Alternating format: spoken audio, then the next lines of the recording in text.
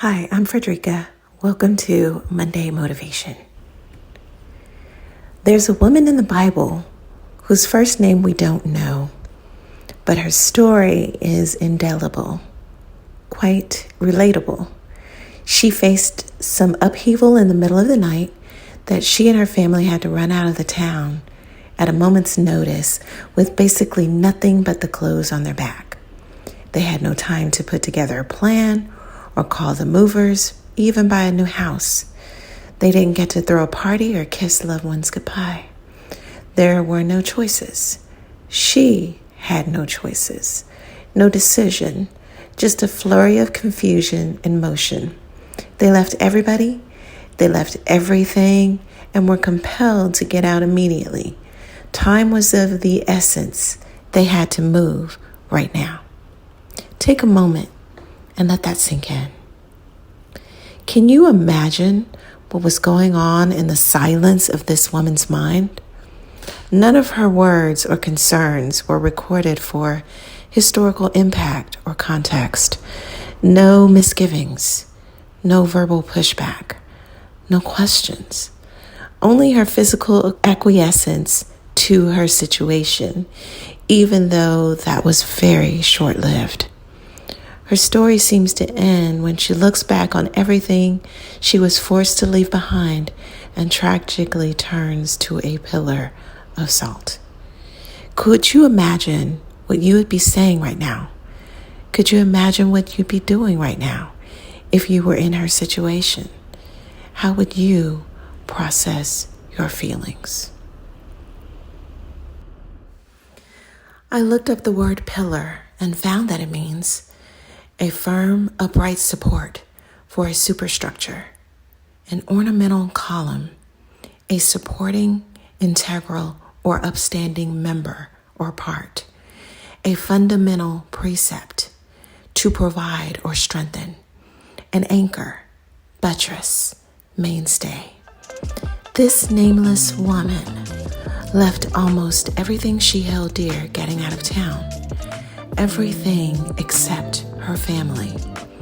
And in the blink of an eye, she lost them, and they lost her too.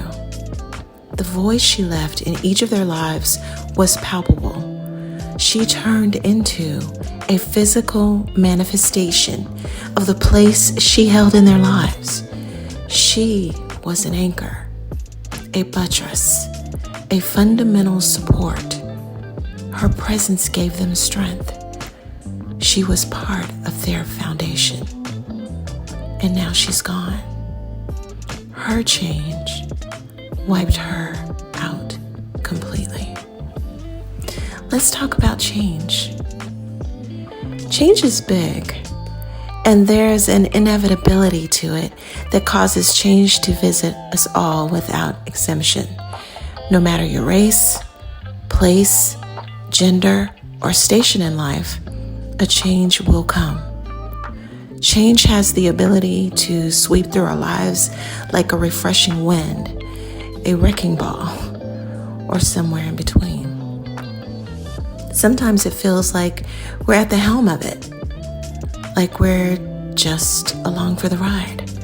Sometimes it feels like it's riding over us to the point that we feel like we have to flow with it, accept it, process it along the journey. Sometimes change happens and you can't go back.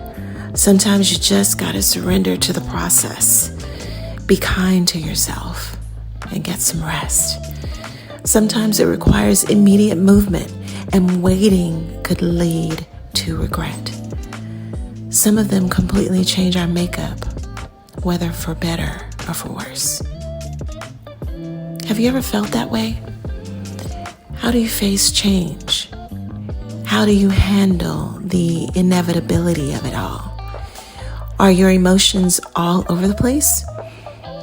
Does it feel like a firestorm of confusion? Or does it bring a sense of relief? Does it feel within your control, or do you feel completely out of control in it? Do you try to handle its effects alone? Or do you share your burden with close family, friends, or even a trusted therapist? Do you pray about it? What's your journey through change look like? Or is it so different every time to the point that you can't put your finger on who you are or how you move in the midst of change at all? These are questions I ask myself because our responses to the changes that we inevitably encounter can be major to the direction we're headed and so telling about our inner workings. Change has an impact. Even in its minutest form, it can still leave a mark. Although change is inevitable, how we prepare and process change can be an opportunity for progress and advancement. Take a layoff, for example. Having savings and an alternative revenue stream is preparation for this rainy day. How we think and feel about the layoff and what we do about it is part of our process. Perspective is part of our process. Planning is part of our process. Action is part of our process. And rest is also part of the process. No matter the season, warning signs can be a blessing. A shift in attitudes and treatment of you can be a sign of impending change. Economic downturns, rumors, and revenue losses can signal change. Stagnation and disconnect can lead to a change. Remaining vigilant and aware to these nudges we get can aid in our personal preparation. Being diligent in our daily work without diligently planning for our future, without thinking through some contingencies early on, can prove detrimental. What if you don't get the promotion? What if your project doesn't get funded? What happens if you have to take a pay cut? Assessing our current situations is not just for our professional lives, but our personal ones too, because they're vital to who we are and how we show up in our worlds. What if you get the dreaded diagnosis? What would happen to your family if you had a stroke or a heart attack? What if your health required you to step back from the role of a lifetime? Who would take care of you? Who would shoulder your expenses? Who would manage your care? These are simple everyday questions that loom over our lives and have the power to pull our attention to complex changes that help us to visit and revisit our individual life strategies. What would your life look like if everything suddenly changed today? Who would be impacted? What would be impacted? How far-reaching would that impact be? How would you keep your peace and your focus? What would your movement forward look like? Who could you lean on? Who would speak on your behalf? I know that this might not sound like motivation, but maybe it's a nudge toward an awakening. Today, women aren't just breadwinners. We're heads of households. We're providers, decision makers, the hearts of our homes, the one everyone leans on.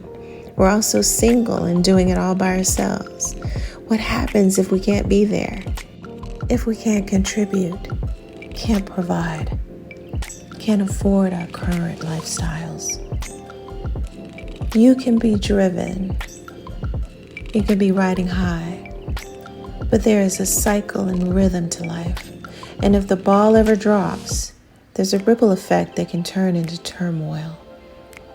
As women, the cost is too high to singularly prioritize work and/or everyone else. We must begin to give consideration to ourselves, to our needs, to our desires, and to our impact. We have a need to be okay with ourselves, no matter what changes come our way. We also need the relationships and connections that sustain us and build us up and give us access to new opportunities because they can help us thrive through change. When changes happen, I've learned to be kind and candid with myself. Whether from a mistake or natural attrition, I've learned to be completely honest with me about where I am, what I need, and what needs to happen next. Even if it's just acknowledging that I have no clue what next looks like, and I'm gonna need some help to get to the next step. From time to time, all of us need an emotional rinse, a time to stop and process what we've been through and what we're experiencing right now, and a time to process where we're headed and what it cost us to get there, to release the past and forge ahead into an uncertain future with clarity and peace. I grappled with this message. Change isn't always easy. It's not even easy to contemplate, but it's a path we all must take. It's my prayer that this moment has inspired you to introspection.